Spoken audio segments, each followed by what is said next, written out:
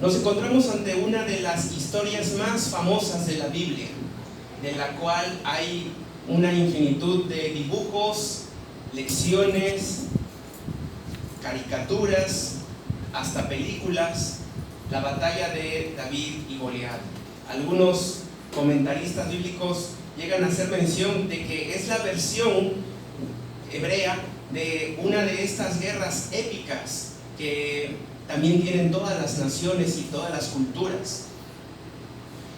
Y este pasaje, esta historia es clave, es importante para cómo nosotros nos vemos al momento de relacionarnos con Dios y de leer las Escrituras, de estudiar la Biblia.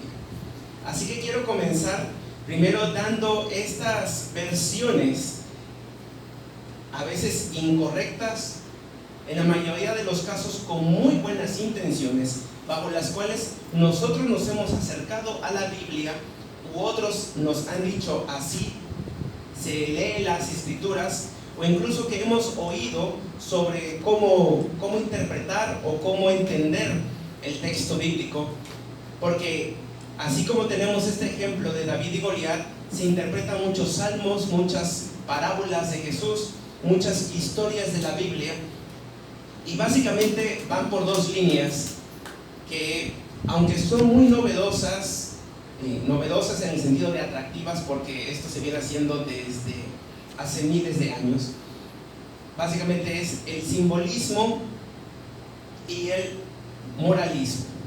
En el moralismo podríamos tener el ejemplarismo, es decir, ser como o seguir el ejemplo de, y en el simbolismo hay varias vertientes en donde los personajes y las cosas son simbólicas, y como son simbólicas entonces se da lugar a lo que se conoce como alegoría, es decir, algo que está diciendo más de lo que está ahí en el texto mismo.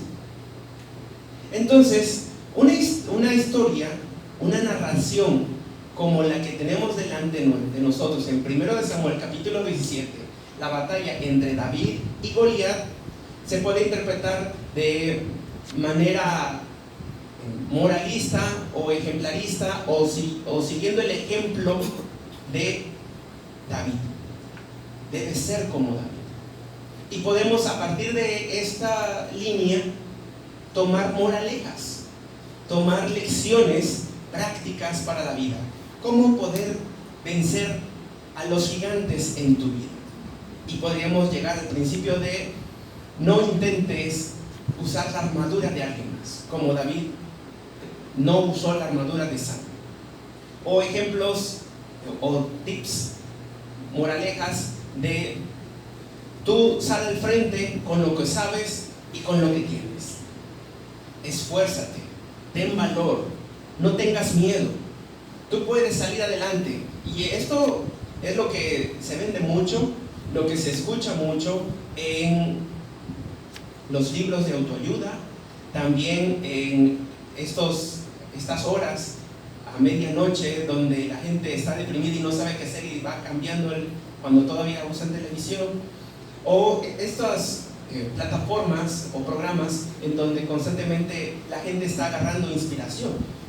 Es también lo que vemos en las películas o en los documentales que están basados en la vida real, en donde se nos dice algo que nos haga sentir inspirados y llenos de motivación y de valor para salir adelante y enfrentar a todos los obstáculos. Ejemplos a seguir tomando esta línea sería: así como David fue abucheado por Goliat, por sus propios hermanos, cuando tú quieras salir adelante y vencer los obstáculos y lograr tus sueños, tu propia familia ni te va a escuchar. La gente que te conoce te va a hacer de menos. Hemos escuchado algo así.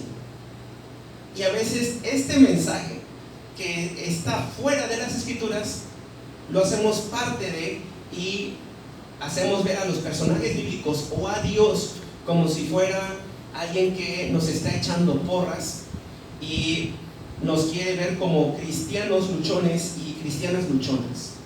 en donde hay que salir al frente a pesar de las dificultades de la economía, a pesar de las dificultades de la salud, de la familia. Podemos vencer a los gigantes. La otra línea, la simbólica, es todavía más peligrosa, pero más común también, y es ponerle un simbolismo a cada uno de los personajes. Entonces, el gigante Goliat puede ser la pandemia, puede ser la corrupción, puede ser un mal gobierno, puede ser tus miedos, pueden ser aquellas cosas que te paralizan y que no te permiten seguir adelante, y entonces tú tienes que hacer frente como David, con los recursos que tienes. Incluso en la Edad Media, esta historia se escarbó mucho al grado de ponerle simbolismo a cada una de las piedras que tomó David. Y una piedra era la virtud, otra la piedad, la sabiduría, el amor, pero la que venció a Goliat fue la piedra de la verdad. Y entonces podríamos ver aquí a Goliat como, en términos simbólicos, en donde nos estamos inventando cosas a partir de lo que dice la Biblia, pero que no es lo que nos está diciendo la Biblia, es lo que la gente ve, o a veces nosotros queremos ver que nos está diciendo la Biblia. Y entonces el mal gobierno que tiene México es el gran gigante que tenemos delante de nosotros. Pero David toma la piedra en su onda es la democracia. Y entonces esa piedra es tu voto ejercido secreto y libre. Y así como esto, podríamos hablar del tema de la enfermedad, podríamos hablar de la cuestión de la depresión, de cómo salir adelante en la guerra espiritual, para vencer a Satanás. Pero estamos descuidando cosas que el mismo texto nos está diciendo aquí y también mucho después. Hemos empezado esta serie de la vida de David y de los reyes bajo la indicación que nos ha dado Jesús en Lucas capítulo 24, en donde después de resucitar, Él le dice a sus discípulos: ¿acaso no entienden que la ley de Moisés, los profetas y los escritos de los salmos, todos hablan sobre mí? La Biblia, y de manera concreta el Antiguo Testamento, es sobre Jesucristo. Entonces, esta historia nos apunta a Jesús. Esta y todas las grandes narrativas e historias de la Biblia nos hablan sobre Jesús, nos hablan sobre el Evangelio. Y entonces, más que encontrar un simbolismo o un significado a cuáles serán las piedras que yo debo poner en mi onda o en mi bolsa, cómo escoger esas piedras, o cuál es la que yo debo lanzar ante los gigantes que tengo en la vida, o tratar de ver cuáles serían esos gigantes si un matrimonio disfuncional, la familia, un mal jefe, los miedos internos, mi baja autoestima, la capacidad o incapacidad que tengo de reconocerme a mí mismo como persona. Hay una multiplicidad de simbolismos y cosas que podemos ver, y que ninguna de estas nos está apuntando a Jesús. Así que acompáñenme y veamos a Jesús, y sobre todo la lección que Él nos está dando. Una de las tentaciones que tenemos nosotros cuando leemos la Biblia es que nos ponemos al frente, o usando esta historia de David y Goliat, nos ponemos en el campo de batalla. Y entonces somos el David y nos vemos ahí delante de Goliat. Pero el texto está diciendo, versículo 1: los filisteos juntaron sus ejércitos para la guerra y se congregaron en Soco, que es de Judá, y acamparon entre Soco y Azeca en Efes Damim. Si ustedes recuerdan la historia bíblica, esta región de los filisteos y a donde están llegando y donde están sitiando y ocupando es la tierra prometida, la tierra que Dios le dio al pueblo que sacó de Egipto, a los descendientes de Abraham, a las tribus de Jacob. Y ellos, al llegar a ocupar estas tierras, su labor era poder, si lo queremos llamar así, evangelizar y expulsar todas las otras naciones de ese territorio, para ellos poder ocupar. Pero como vimos cuando estuvimos estudiando el libro de los jueces, el pueblo no hizo eso. El pueblo, en lugar de influir a las otras naciones con la palabra de Dios y con su relación que tenían con Dios, el pueblo fue influido por las otras naciones. Se apropiaron de la cultura, de la religión, de los dioses, del pensamiento de dónde estaban, y entonces quienes nunca debieron haber sido un problema para ellos, ahora lo son. Aquí hay un problema desde el versículo 1 de este capítulo y desde muchos otros capítulos y libros del Antiguo Testamento, en donde el pueblo está en la condición que está por su pecado, por desobedecer a Dios. Y entonces es interesante que la actitud de los filisteos no es que todos los filisteos peleen contra todos los israelitas, sino que un paladín, un guerrero, un campeón pelee en lugar de todo el pueblo, y este es Goliat. El personaje de Goliat está presentado aquí como si fuera un Iron Man, como si fuera un hombre completamente forrado en metal, si uno hace el cálculo de las medidas que nos presenta el texto bíblico, más o menos estamos hablando de 50 a 60 kilos de metal sobre sí. Es como uno de estos costales que tenemos aquí, que creo que algunos requerimos entre 3 o 4 para levantarlo. Hay personas que se dedican a esto que pueden levantarlo, pero tenerlo siempre sobre sí. Y su altura varía en los comentaristas, algunos dicen 2,5 metros, otros 3 metros, un poco más de 3 metros, porque el codo de aquel entonces varía del codo que nosotros tenemos. Pero era un hombre grande, superaba en estatura al resto de los israelitas, y con semejante armadura, en apariencia era un hombre invencible. Y este personaje invencible decía: escojan uno para que pelee conmigo, y si ese uno me gana, seremos sus esclavos, pero si yo le gano, ustedes serán nuestros esclavos. Están en un valle, de un lado los filisteos, del otro lado los israelitas, y ante la salida del guerrero, del paladín filisteo, ¿qué pasa con el pueblo? Dice el texto que ante su primer encuentro y amenaza, versículo 11, oyendo Saúl y todo Israel estas palabras del filisteo, se turbaron y tuvieron gran miedo. Hay que tomar en cuenta otro elemento.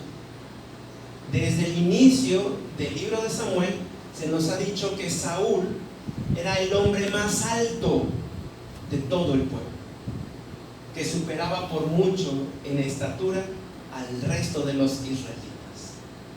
Entonces, cuando Goliat está diciendo: manden al más apto, al más alto, al más capaz de ustedes para que me venza, se estaba refiriendo a Saúl. Que salga Saúl a pelear porque Saúl era el representante del pueblo. Pero ¿qué pasa con el rey? El rey tiene miedo. Y si el más alto, el más capaz, el guerrero del pueblo tiene miedo, ¿qué pasa con el pueblo? Todo el pueblo tiene miedo. Nadie se atrevía a enfrentar a este gigante, como se le conoce, a un hombre de gran estatura, corpulento, que podía echarse sobre sí más de 50 kilos de metal como armadura. Parecía invencible. Pero no sé si puedan empezar a notar esto. Es un representante del pueblo que luche por el pueblo.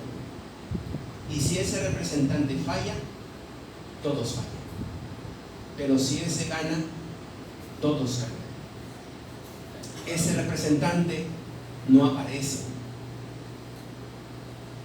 Si ustedes recuerdan el capítulo anterior, donde 1 Samuel 16, donde David es ungido,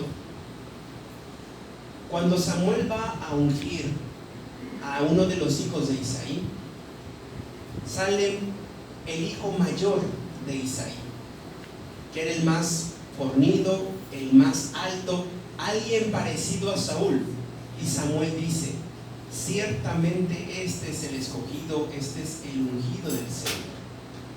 Y Dios le dice a Samuel: no, tú ves y te guías por la apariencia, yo veo el corazón y él no es. Y aquí vemos el hecho. Este gran hijo, los primeros tres, los más grandes, los más altos, están en el ejército de Saúl, y también junto con Saúl tienen miedo.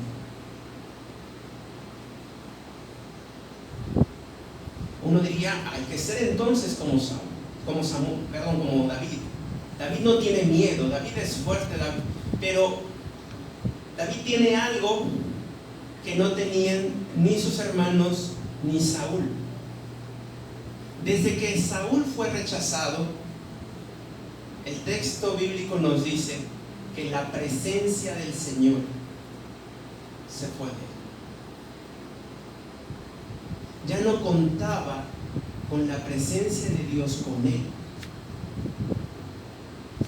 Y cuando David es ungido, el texto dice que la presencia de Dios, el Espíritu de Dios, llegó a su vida con fuerza y poder.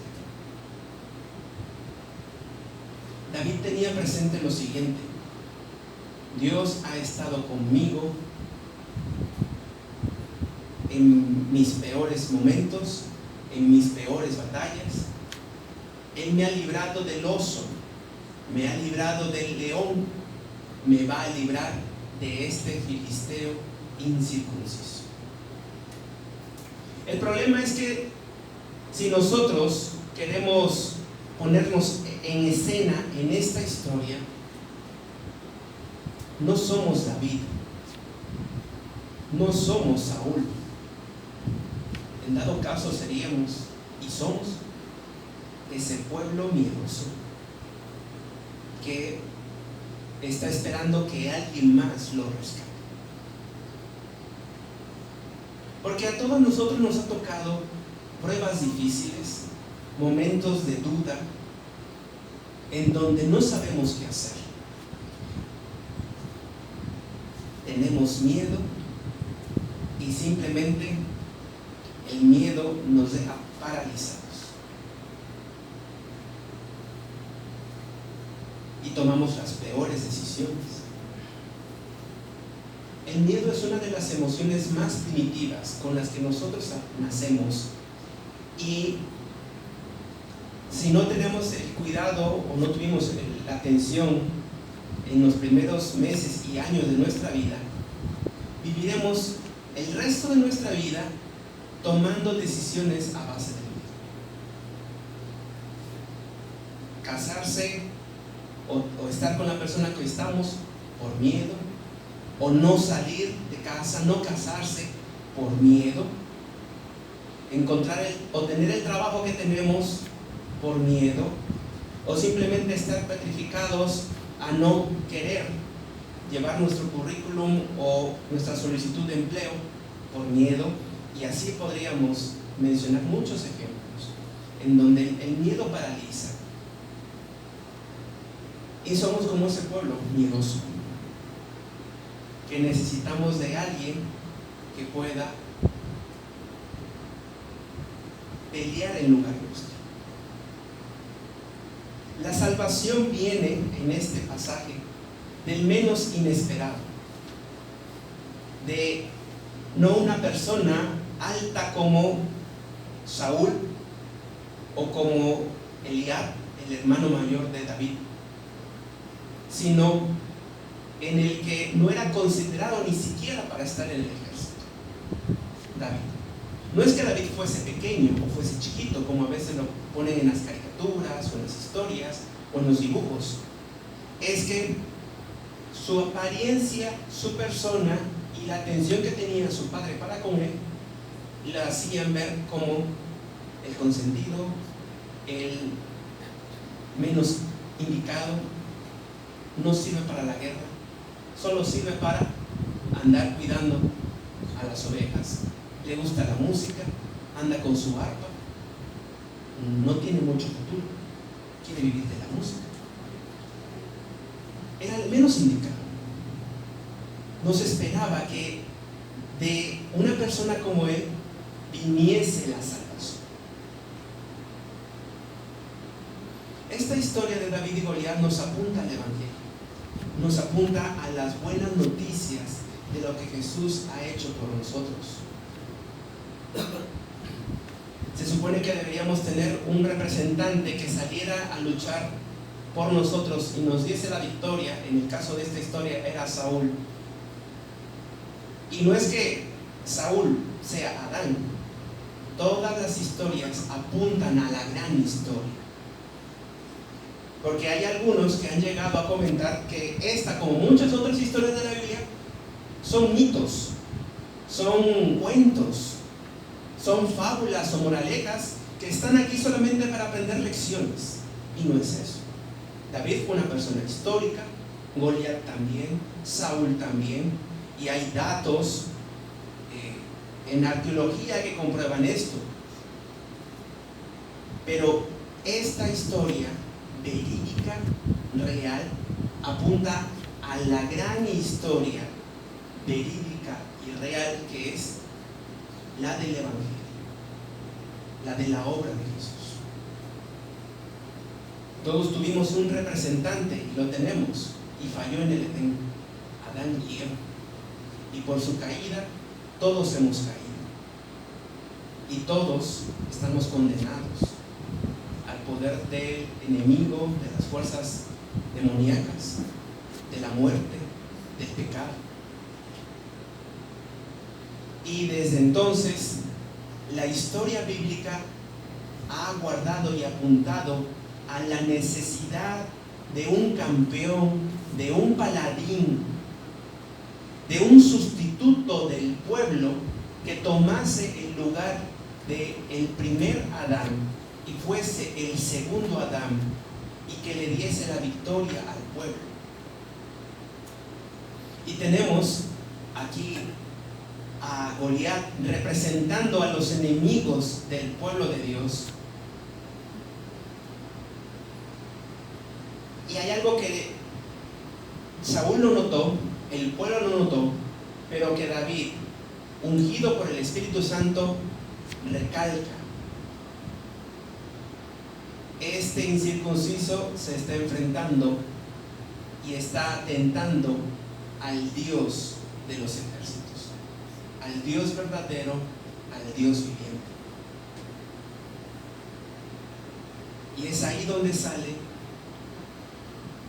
David como representante del pueblo de Dios y reconociendo y diciendo lo siguiente: tú vienes a mí con espada y lanza y jabalina, mas yo vengo a ti en el nombre del Señor de los ejércitos, el Dios de los escuadrones de Israel, a quien tú has provocado.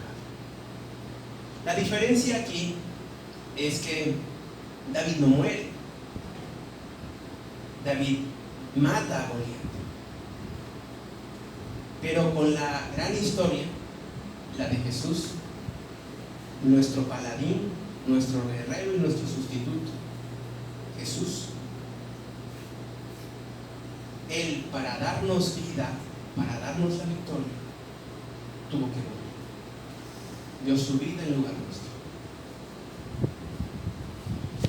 Y aquí David se está enfrentando a un gigante, a un ejército, en donde podían ser esclavos de los filisteos. Pero Jesús se enfrentó no a la posibilidad de la esclavitud, sino a toda una humanidad condenada al infierno, esclava del pecado. Y Jesús lucha contra la muerte, contra el pecado, contra Satanás, y vence. Como seguiremos viendo en esta historia y en el libro de Samuel, a pesar de que Goliat y los filisteos son derrotados en esta batalla, ellos van a seguir luchando y asediando al pueblo de Israel. No cumplen su palabra, no se hacen esclavos de los israelitas, siguen dando guerra. Y es el proceder del maligno. Él fue derrotado en la cruz del Calvario, pero hasta la fecha Él sigue luchando, Él sigue tentando, Él sigue seduciendo al pueblo de Dios, como si hubiese esperanza para Él de poder vencer, cuando la batalla ya ha sido completa.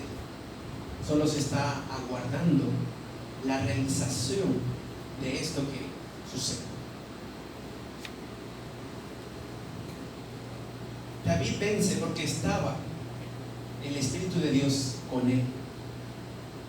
Jesús vence porque es Dios mismo, es el Espíritu Santo quien lo ha empoderado y lo ha mandado a una obra difícil, que es morir en el lugar de personas pecadoras como tú y como yo, personas miedosas como tú y como yo, personas que ante cierta presión o la más mínima presión nos desanimamos y tiramos la toalla.